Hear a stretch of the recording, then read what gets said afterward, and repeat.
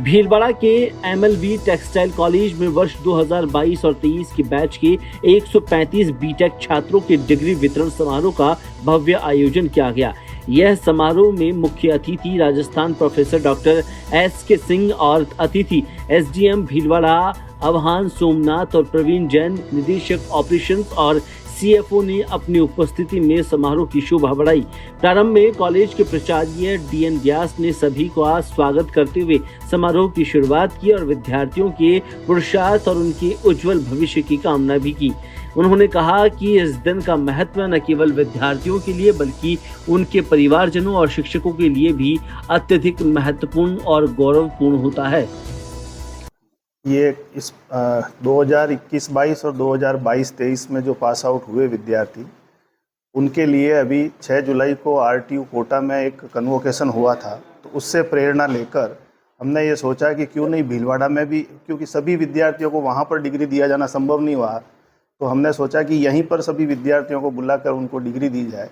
तो माननीय कुलपति महोदय से समय मांगा, उन्होंने समय दिया और हमने आज इस कार्यक्रम को आयोजित किया। अभिनंदनम 2024 के नाम के इस कार्यक्रम में हमने 135 लोगों को डिग्रियां दी थी और ये कार्यक्रम हमारे कॉलेज में पहली बार हुआ है स्थापना के बाद में।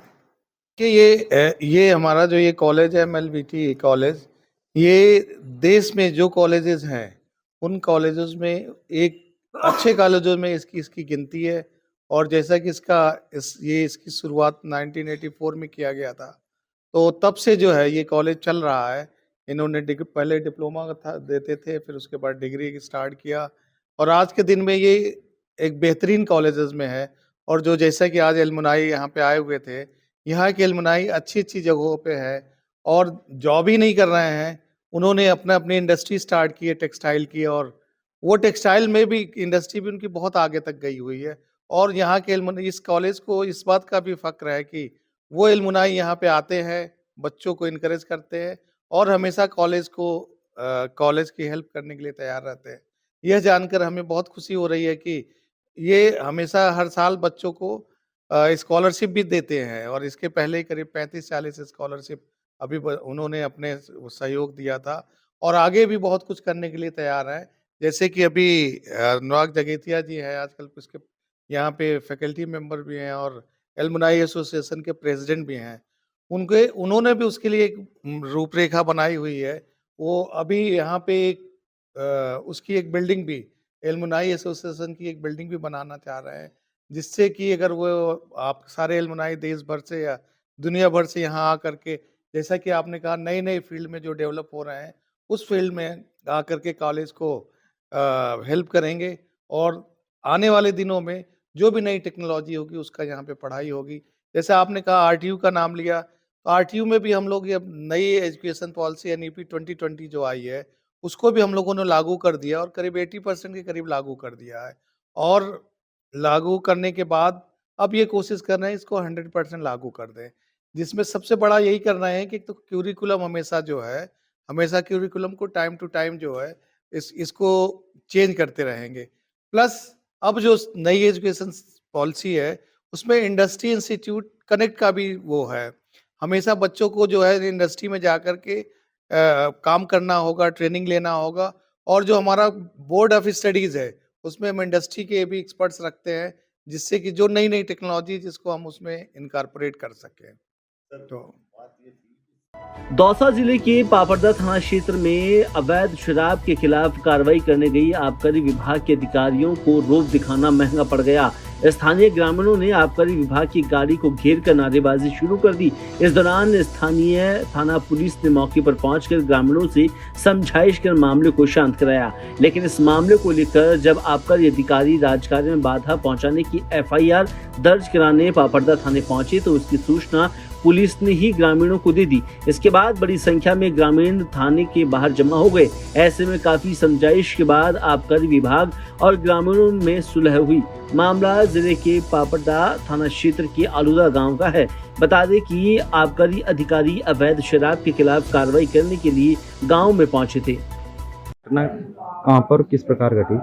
सर मैं 2 साल से आ रहा था और रात के 10 बज रहे थे और बाइक मेरे पीछे से बाइक लगाई, उन्होंने अलुदा से थोड़े वो आगे आकर के वो डागुड़ा के पास में से, और वो 6 जने थे और मेरे से लपट गए, मेरा गला वड़ा पकड़ा और मेरा मोबाइल और मेरा बैग, मेरा पर्स और सब कुछ छीन करके ले गए सर।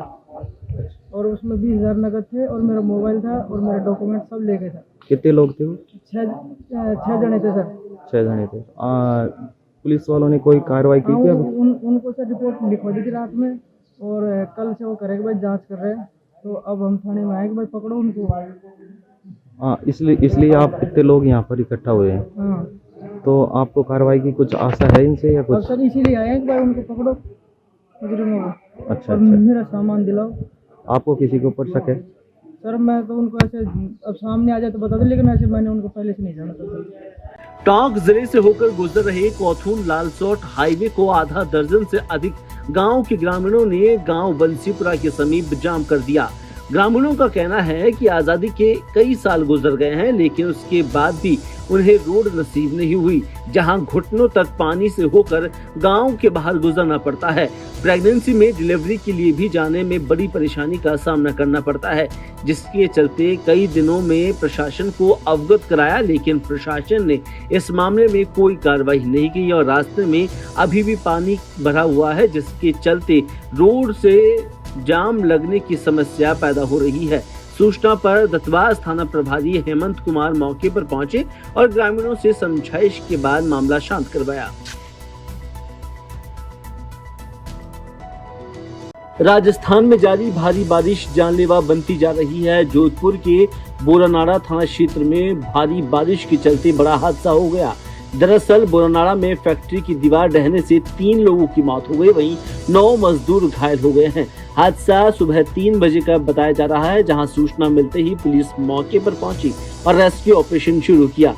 पुलिस ने घायलों को उपचार के लिए अस्पताल में भर्ती करवाया है। अचानक हुए हादसे में मौके पर चीख पुकार मच गई। सूचना मिलते ही पुलिस मौके पर पहुंची और रेस्क्यू ऑपरेशन शुरू किया, लेकिन तब तक 3 मजदूरों ने दम तोड़ दिया था। वहीं 9 मजदूरों को दीवार काटकर बाहर निकाला। सभी घायल मजदूरों को जोधपुर एम्स में भर्ती कराया गया है। पुलिस फिलहाल मामले की जांच में जुटी है। जी मैम बताएं क्या मामला है?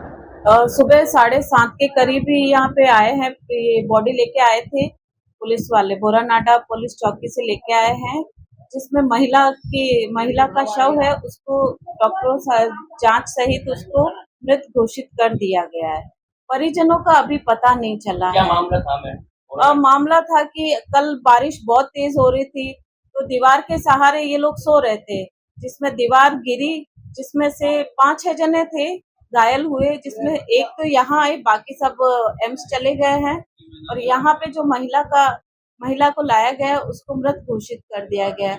उसकी शिनाख्त हो रही है और उसको बॉडी को मोर्चरी शिफ्ट करवाने के लिए कार्रवाई चल रही है। आपका नाम? केंद्रीय जांच एजेंसी सीबीआई ने नीट पेपर लीक मामले में राजस्थान के भीलवाड़ा मेडिकल कॉलेज के एक छात्र संदीप को गिरफ्तार किया है। संदीप पर आरोप है कि उसने 5 मई को हजारीबाग में नीट की परीक्षा से पहले अन्य छात्रों के साथ मिलकर प्रश्न पत्र हल किया था। सीबीआई का कहना है कि संदीप ने इसे सॉल्व किए और पेपर को संजीव मुखिया और रॉकी गिरोह को दिया था, जिन्होंने इसे बिहार और झारखंड में अपने साथियों को भेजकर परीक्षार्थियों को रटवाया था। संदीप को पटना की एक विशेष अदालत में पेश किया गया है, जहां से उसे 5 दिन की सीबीआई रिमांड पर भेज दिया गया है। मुझे मीडिया के माध्यम से ये पता चला था कि हमारे यहाँ का एक स्टूडेंट संदीप, इसको सीबीआई ने कुछ अरेस्ट किया है वगैरह, लेकिन हमारे यहाँ पे ये बच्चा 13 जुलाई को पीयूसी प्री यूनिवर्सिटी एग्जाम देने के लिए आया, फिर एनरोलमेंट नंबर लेने के लिए आया था। उसके बाद से हमारा उस बच्चे के साथ कोई कांटेक्ट नहीं है। बच्चा घर गया था और उसके बाद क्या हुआ, कहाँ से उसकी वो हुई है, जांच पड़ताल चल रही है, ये इसके बारे में मुझे ज्यादा जानकारी नहीं है। राजस्थान के अजमेर जिले में सावन के तीसरे सोमवार पर मेघ जमकर बरसे हैं। रात से रुक रुक कर हो रही बारिश ने सुबह रफ्तार पकड़ ली और लगातार शहर में हो रही तेज बारिश के कारण शहर के कई हिस्से और सड़कें जलमग्न हो गई है, तो कहीं इलाकों में पानी भरने से घरों में पानी भरने लगा है। बारिश के कारण लोगों के घरों में पानी भर जाने से मुख्यतः लोगों को परेशानी होने लगी है और साथ ही मुख्य मार्ग भी जलमग्न हो गए हैं, जिससे राहगीरों के साथ वाहन चालकों को परेशानी का सामना करना पड़ रहा है। अजमेर में लगातार 5वें दिन बारिश शुरू हुई थी और लगातार जारी है। मानसून को लेकर प्रशासन के दावों की पोल भी खुलती हुई नजर आ रही है। जहां जयपुर रोड के दोनों ओर सड़कों पर पानी जमा हुआ है, तो दूसरी ओर सावित्री स्कूल के सामने, मेडिकल कॉलेज के बाहर, सूचना केंद्र चौराहे समेत शहर के प्रमुख सड़कें पूरी तरह जलमग्न हो गई है। इसके अलावा शहर की निचली बस्तियों में पानी घुस आया है। बहुत ज़्यादा बारिश हो रही थी। पहले तो जब हम स्कूल गए तो उस समय तो बहुत धीरे थी, लेकिन जब स्कूल पहुँचे तो बहुत ज़्यादा बढ़ गई थी, इतनी ज़्यादा कि ग्राउंड में भी पानी भर गया, पीछे वाले में भी और आगे वाले में भी पानी भर गया। तो अगर ऐसा होता कि क्लासेस कंटिन्यू करते तो एक तो फिर मतलब नहीं बनता, क्योंकि कि छुट्टी में ना बच्चों को लेने नहीं आ पाते पेरेंट्स, ऊपर से बच्चे भी बहुत कम आए थे, बहुत कम स्ट्रेंथ आई थी, इसलिए छुट्टी कर दी। क्या लगता है कि बारिश और तेज होगी?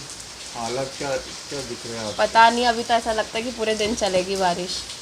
आते हुए कहीं पानी भरा हुआ भी दिखा? हमारे स्कूल के बाहर तो पूरा ऐसा नाला बन चुका था, बहुत ज़्यादा, इतना ज़्यादा पानी भर चुका था कि गाड़ी आधी से बहुत सारी मोटरसाइकिल जो 2 व्हीलर गाड़ियाँ थी वो तो रुक गई थी वहीं पर ही, बंदी पड़ गई थी पूरी।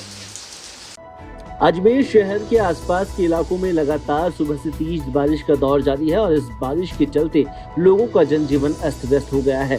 बात नसीराबाद की करें तो लगातार क्षेत्र में हो रही बारिश से लोगों को परेशानी से गुजरना पड़ रहा है। इस बीच कलेक्टर ने 2 दिन का अवकाश घोषित कर दिया है और हालातों पर प्रशासन की पूरी नजर बनी हुई है।